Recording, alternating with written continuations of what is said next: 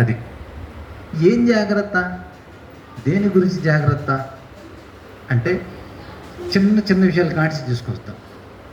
మొదటి జాగ్రత్త ఈ అంటే ఇందాక చెప్పిన చూడండి, అంతటా భగవంతుడు ఉన్నాడటువంటి ఆ గుర్తింపు ఉండటం. పూజలో అంటే ఆ గుర్తింపు, ఆ ఎరుక కొద్దిగా సేపైనా ఉండాలా, ఒక గంట సేపైనా రావాలా. అందుకోసం పెట్టుకున్న విధానమే పూజా విధానం. పూజలు ఎందుకు చేస్తారంటే ఈ గుర్తింపు కోసమే. ఆ గంట సేపైనా భగవంతుడు నా ముందు ఉన్నాడు అనేటువంటి ఎరుక కోసం. బాబా గారు పటానికి నాకు భేదం లేదు అన్నారు. అంటే పూజ చేసేటప్పుడు భగవంతుడి యొక్క పటం పెట్టుకుంటాము, భగవంతుడి యొక్క చిన్న విగ్రహం పెట్టుకుంటాము. ఆ పూజ చేసేటప్పుడు సాక్షాత్తు భగవంతుడు నా ముందు ఉన్నాడు అనేటువంటి ఎరుక కలిగి ఉండటమే దక్షిణ, నిజమైన దక్షిణ. మెయిన్ కావాల్సింది ఏంటంటే ఆ ఎరుక. లేకపోతే ఇప్పుడు పూజలు చేస్తూ ఉంటారు, ఆసనం సమర్పయామి, హస్త ప్రక్షాళనం, ముఖ ప్రక్షాళనం, పాద ప్రక్షాళనం అంటారు. అంటే అర్థం ఏంటంటే, భగవంతుడా నీకు ఆసనం ఇస్తున్నాను, కూర్చో, ఇక్కడ కూర్చో, నీ చేతులు కడుగుతున్నాను, ఇప్పుడు నీ కాళ్ళు కడుగుతున్నాను. ఇక్కడ మనకు మెయిన్గా కావాల్సింది ఏంటంటే, మీరు కరెక్ట్గా మనం గ్రహించాలా, ఏం కావాలో అది ఉండాలి మన దగ్గర. ఇక్కడ ఏం ఉండాలా? ఇప్పుడు అంతటా ఉన్నవాడు ఆయన తీసుకొచ్చి ఇక్కడ కూర్చోబెట్టేది ఏంది అంటే అర్థం ఏంటంటే, ఇక్కడ ఏంటంటే కూర్చోవలసింది మన మైండ్ ఎక్కడెక్కడో తిరుగుతుంది. దాన్ని తీసుకొచ్చి ఇక్కడ కూర్చోబెట్టడం కోసం ఈ మాట. ఇది ఆయన చేతులు, ఆయన కాళ్ళు, ఆయన కడగటం ఏంది, ఆయనకు స్నానం చేయించడం ఏంది. ఆయన ఎప్పుడు శుద్ధంగా ఉంటాడు. మలినమైంది మనము, ఆయన ఎప్పుడు శుద్ధంగా ఉంటాడు. ఆయనకి మనం స్నానం చేయించేది ఏంది? ఇక్కడ అర్థం ఏంటంటే, మనం పనికిమాలిన పనులు చేసేసి మనం అపవిత్రమైపోయాము. అక్కడ కనీసం ఆ దేవుణ్ణి కాసేపు స్నానం చేయిస్తున్నాను, బాబా గారి చేతులు కడుగుతున్నాను, బాబా గారి పాదాలు కడుగుతున్నాను అనేటువంటి ఆ కరెక్ట్గా బాబా గారే సాక్షాత్ ఉన్నారా అనేటువంటి ఆలోచనలు చేస్తూ ఉంటే మనము శుద్ధి అవుతాం.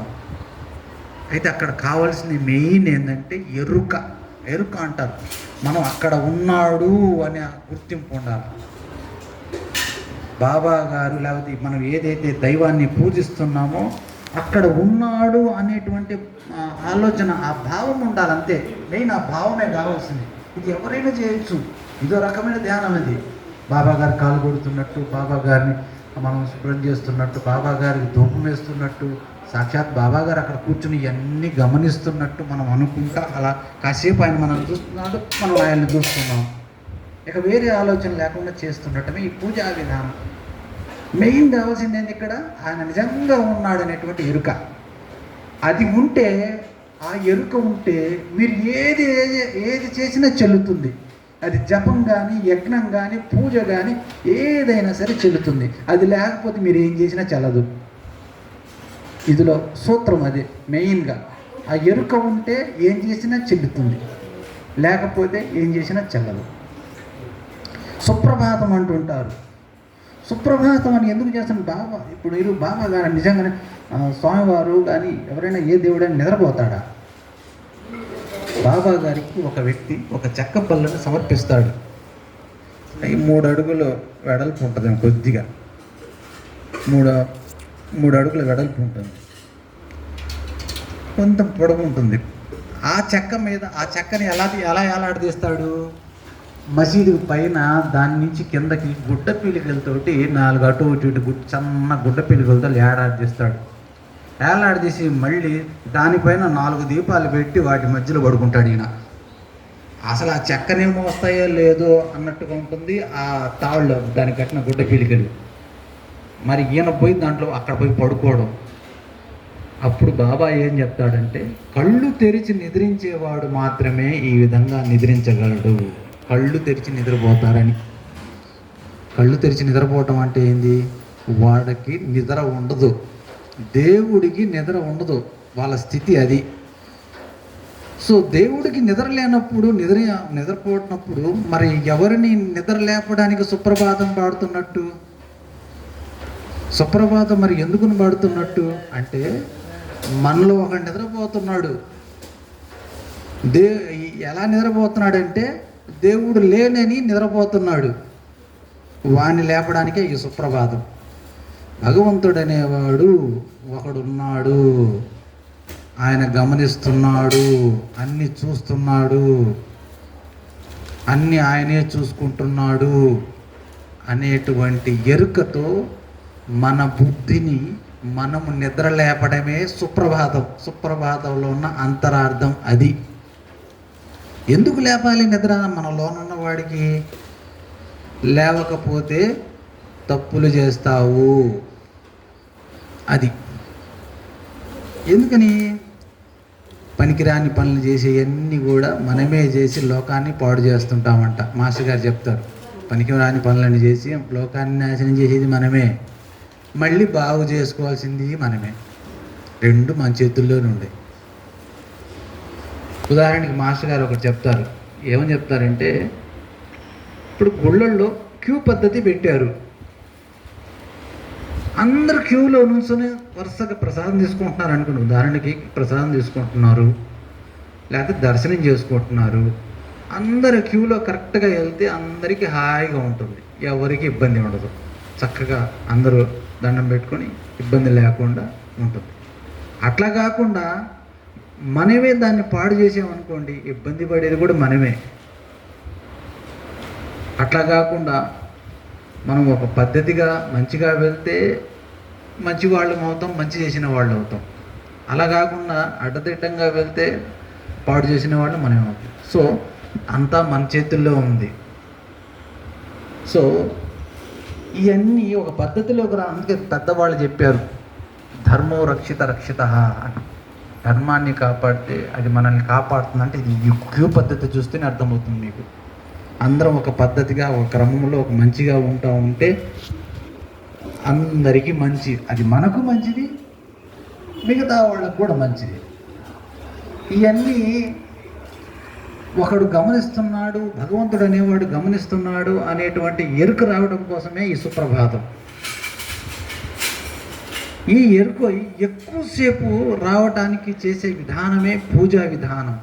భగవంతుడు ఒక గంట సేపన్నా కాసేపన్నా భగవంతుడు నా ముందు ఉన్నాడు అనే ఆలోచన కలిగితే మెల్లిగా కలుగుతూ ఉంటే ఏముందంటే రాను అది ఆ ఎరుక మిగతా విషయాలు కూడా పాకుతుంది. ఇట్లాగా ఆ ఎరుక రావటం కోసమే ఈ మందిరాలు, చర్చిలు, మసీదులు ఉంది కూడా ఇందుకేనండి. ఎక్కువసేపు రావటం, ఆ భగవంతుడు అనేవాడు ఉన్న ఎరుక రావటం కోసం, ఎక్కువసేపు ఉండటం కోసమే ఈ గుళ్ళు కానీ, మసీదులు కానీ, చర్చిలు కానీ, అదే ప్రార్థనలు కానీ పెట్టింది కారణం అదే. మనం గుడికి వెళ్తున్నాము, ఎందుకు వెళ్తున్నాము? లేకపోతే సత్సంగానికి వెళ్తున్నాము, ఒక సత్సంగానికి వెళ్తున్నాము, ఒక గుడికి వెళ్తున్నాము. ఎందుకు వెళ్తున్నాము మనము? ఫస్ట్ ఆలోచన రావాలి. దేవుడి అనుగ్రహం కోసం వెళ్తున్నాము, అవునా? మరి దేవుడి అనుగ్రహం ఎలా వస్తుంది? కాసేపు అక్కడ ఆయన ఉన్నాడు, ఆయన చూస్తున్నాడు అనే ఆలోచనతోటి ఆ కాసేపు ఆయన సన్నిధిలో ఏ నామజపమో, పుస్తకం చదవటమో, లేకపోతే ఆయన చూస్తూ కూర్చోడమో, లేకపోతే ఆ నామాన్ని పలుకుతూ ఉండటమో, లేకపోతే ఏదైనా ఇట్లా సత్సంగం చెప్తూ ఉంటే శ్రద్ధగా వింటూ ఉంటామో, ఇలా చేస్తే, శ్రద్ధగా చేస్తే అప్పుడు ఆయన అనుగ్రహం మనకు కలుగుతుంది. ఇది అలా కాకుండా ఆడికి వెళ్ళి నువ్వు సెల్ చూసుకుంటూ కూర్చోవడము, లేకపోతే పక్కవారితో మాట్లాడుతూ కూర్చోవడము, లౌకికమైనటువంటి విషయాలు మాట్లాడుతూ ఉండటము, లేకపోతే సినిమా కబుర్లు ఆడటం, లేకపోతే కూర్చుని ఎక్కడెక్కడో విషయాలు ఆలోచిస్తూ కూర్చుంటే నీ ఇంట్లో ఉన్నదానికి, బయట బజార్లో కూర్చున్న దానికి, గుడిలో కూర్చున్నానికి తేడా ఏముండదు. మెయిన్ సూత్రం ఏంటంటే ఎరుక. నేను దేవుడి మీద దగ్గర ఉన్నాను, దేవుడు నన్ను చూస్తున్నాడు అని ఎరుక కలిగి ఉండటం మెయిన్. ఇలా చేస్తా ఉంటే మిగతా విషయాలకు కూడా ఈ ఎరుక పాకుతుంది. అంటే దాని అర్థం ఏంటంటే మనం చేసే పనుల్లో కూడా వచ్చేస్తుంది మెల్లిగా. ఎలాగంటే నేను ఒక ఉద్యోగం చేస్తున్నాను, నేను ఒక పని చేస్తున్నాను, ఏదో ఒక పని చేస్తున్నాను అంటే ఇంట్లో గడవాలంటే ఏదో పని చేయాలి కదా, ఉద్యోగం చేస్తున్నాము. ఆ ఉద్యోగం భగవంతుడు ఇచ్చాడనేటువంటి ఎరుకతోటి వాడు ఆ పని శ్రద్ధగా చేస్తాడు. లేకపోతే ఆ పని నుండి తప్పించుకోవడానికి 1,00,000 మార్గాలు ఎతుకుతుంటాడు.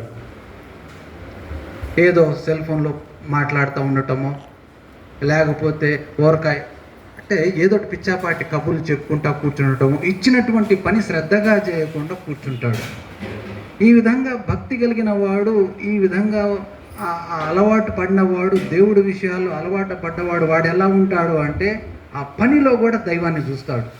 ఈ పని నా కుటుంబం గడవడానికి దేవుడు ఇచ్చినటువంటి పని అని శ్రద్ధగా చేస్తాడు. దేవుడు నన్ను గమనిస్తున్నాడు, నేను ఈ పని ఎలా చేస్తున్నానో ఇది గమనిస్తున్నాడు అని శ్రద్ధగా చేస్తాడు. లేకపోతే ఏమవుతుంది, తప్పించుకుని తిరుగుతూ ఉంటాడు. రేపు ఎప్పుడు అసలుకి లేకుండా పోద్ది, నోటికాడు కూడిపోద్ది. అప్పుడు కూడా ఆయన చూస్తూనే ఉంటాడు కాంగా. అప్పుడు మనం చేసేది ఏం లేదు ఇక.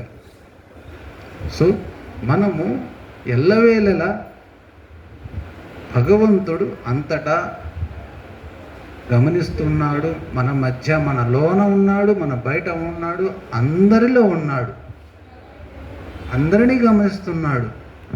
అందరి బాగోగులు చూసుకోవాల్సిందే ఆయనే. సో ఆయన ఉన్నాడు అనేటువంటి విషయాన్ని గుర్తిస్తా ఎరుకతో కలిగి ఉండటానికి ప్రయత్నిస్తూ ఉంటే ఆయన నుంచి మీకు ఏదో ఆయన మీకు ఆయన యొక్క ఇది కనపడుతుంది మీకు.